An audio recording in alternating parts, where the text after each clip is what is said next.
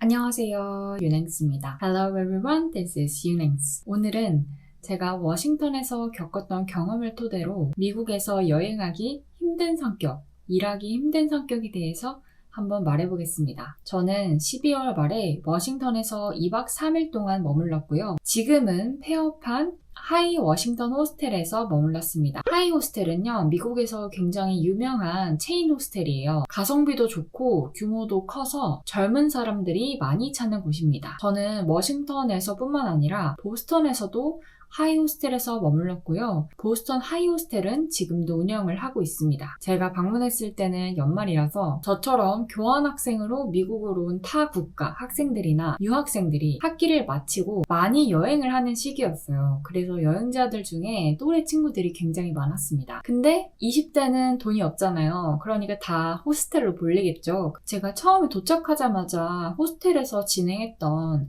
시내 투어에 참여를 했는데 거기서 바로 한국인 친구, 또래를 만나고 일본에서 유학을 와서 공부하고 있는 친구도 만나서 같이 저녁을 먹었었거든요. 호스텔로 돌아왔을 때도 바로 호스텔 안에서 다른 한국인 분들을 만났었습니다. 그렇게 호스텔이 되게 북적였는데 조금 웃겼던 거는 다들 좀 너무 사람이 많이 있는 그런 방에 자기는 좀 꺼려지잖아요.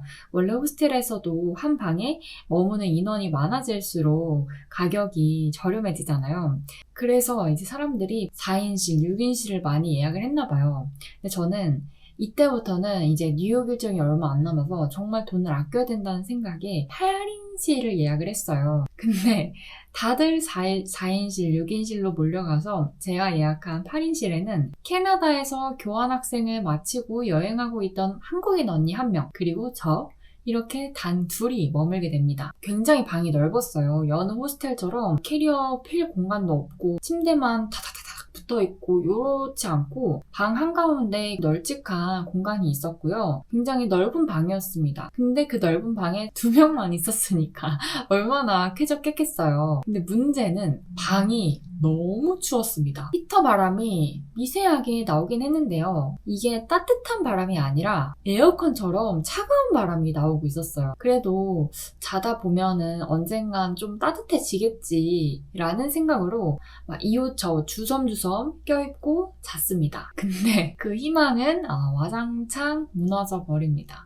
제가 다음날 새벽 6시에 정말 눈이 번쩍 떠졌어요. 진짜 너무너무너무너무 추워가지고 이제 생명의 위협이 느껴질 정도로 너무 추워서 6시에 그냥 자동 기상이 되더라고요. 왜 한국에 옛말에 이런 말 있잖아요. 추운 데서 자면 입 돌아간다. 저는 사실 그런 얘기가 왜 나왔는지 몰랐어요. 그냥 다들 그렇게 말을 하니까 그냥 그렇게 말을 하나 보다. 너무 춥다는 걸 그렇게 표현하나 보다. 이렇게 생각을 했거든요. 근데 제가 진짜 너무 추운 환경에서 도저히 잠을 잘 수가 없어서 깬 그런 경험을 해보니까 이렇게 자면 입이 돌아가겠구나 라는 게 정말 체감이 됐습니다. 근데 정말 웃긴 게 저만 6시에 깬 게 아니고요. 제 옆 침대 1층에서 자고 있던 그 캐나다에서 온 한국인 언니도 동시에 6시에 기상을 했습니다. 진짜 진심으로 이때 생명의 위협을 느꼈어요. 핸드폰을 켜서 날씨 앱을 보니까 이때 워싱턴의 기온이 영하 13도였습니다. 근데 저희 방은 그 미세하게 에어컨 바람이 나왔던 히터도 꺼져 있었고요. 그야말로 냉골 그 자체였습니다. 도저히 이대로는 정말 아무것도 할 수 없을 것 같아서 당장 프런트 데스크로 내려갔습니다. 가서 직원을 찾아서 설명을 했어요. 아니 지금 밖에 온도가 영하 13도인데 내가 지금 밖에서 자는 것 같다.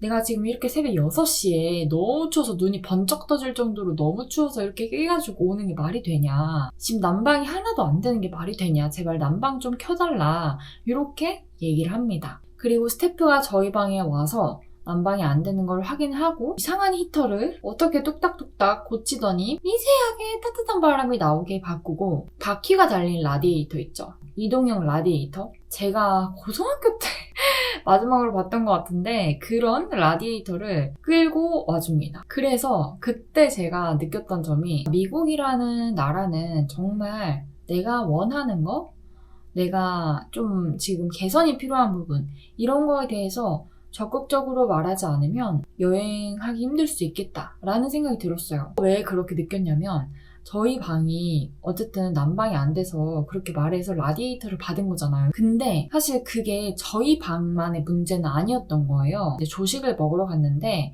조식을 먹는 곳에서 어제 같이 저녁에 식사를 했던 한국인 친구를 만납니다. 그래서 한국인 친구랑 이제 막 이런저런 얘기를 했죠. 야, 우리 방 진짜 너무 추워가지고 6시에 깨서 나 프론트 가가지고 얘기해서 이렇게 됐다. 얘기를 하니까 그 친구도 똑같은 일을 겪었던 거예요. 알고 보니까. 그 친구네 방도 난방이 제대로 안 돼서 너무너무 추웠다는 거예요. 근데 이 직원은 이렇게 컴플레인을 제기한 저희 방에 대해서만 조치를 취해준 거죠. 라디에이터를 갖다 주고 히터를 따뜻한 바람이 나올 수 있게 고쳐준 거는 저희 방에 한해서만 해준 것이었어요. 그러니까 뭔가 액션을 취해야 피드백이 돌아오는 겁니다.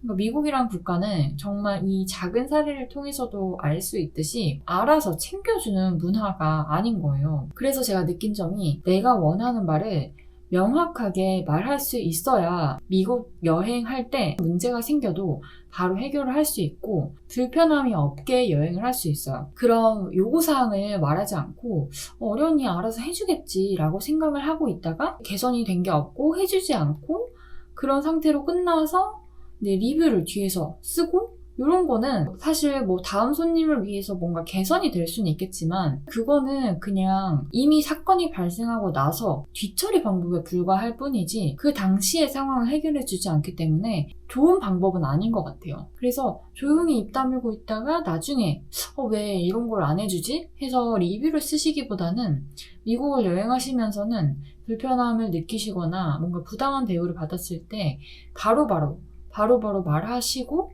뭔가 그 상황에 대해서 개선점을 바로 적용을 받는 게 가장 좋은 방법이 아닌가 싶습니다. 이런 에피소드의 연장선상으로 말씀을 드리자면 기업에서 일을 하실 때도 비즈니스적으로 일을 하실 때도 자기가 원하는 마음 그리고 내가 한 일 이런 거에 대해서 말하실 수 있어야 미국에 사실 수 있습니다. 제가 정말 많은 그런 사례들을 찾아봤는데 미국에서 거주하고 일하고 계신 분들이 공통적으로 말씀하시는 것들이 한국인들은 너무 자기가 일한 티를 못 내고 내가 원하는 바를 적극적으로 말하지 못하는 것 같다. 근데 그런 부분이 정말 너무나 필요하다. 그렇게 많이 말씀을 하시더라고요. 한국에서는 사실 일하는 문화가 조금 어느 정도 내가 열심히 하고 이러면은 위에서 알아서 좀 챙겨주고 고가도 좋게 주고 승진도 되고 약간 이런 문화라면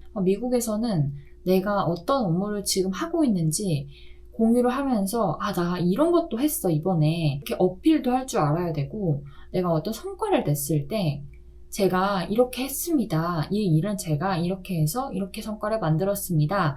라는 거를 굉장히 명확하고 자주 공유해줄 필요가 있는 문화인 것 같아요. 그리고 또 하나 정말 중요한 점이 만약에 내가 승진을 하고 싶어요. 내가 내년에 나 매니저로 승진을 하고 싶다.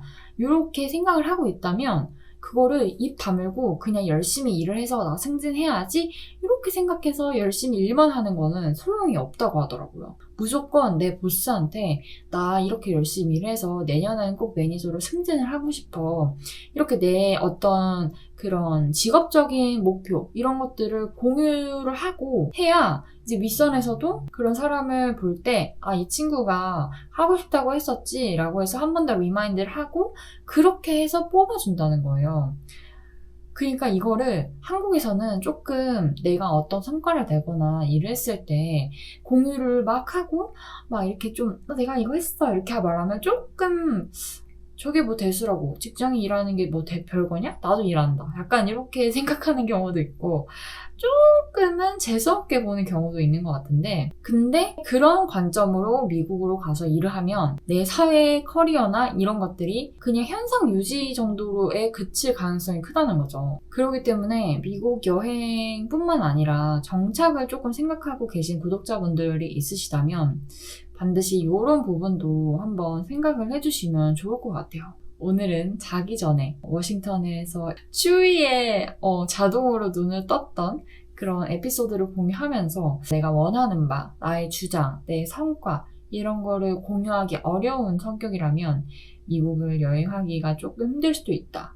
그리고 더 나아가서 미국에 정착해서 사회생활 하기가 조금 힘들 수도 있다. 라는 점을 한번 나눠봤습니다. 여러분들의 여행이나 진로 설정에 도움이 되길 바라면서 저는 다음 여행지 브이로그로 찾아오도록 하겠습니다. 여러분 오늘도 시청해주셔서 감사합니다. Thank you for watching today. Bye!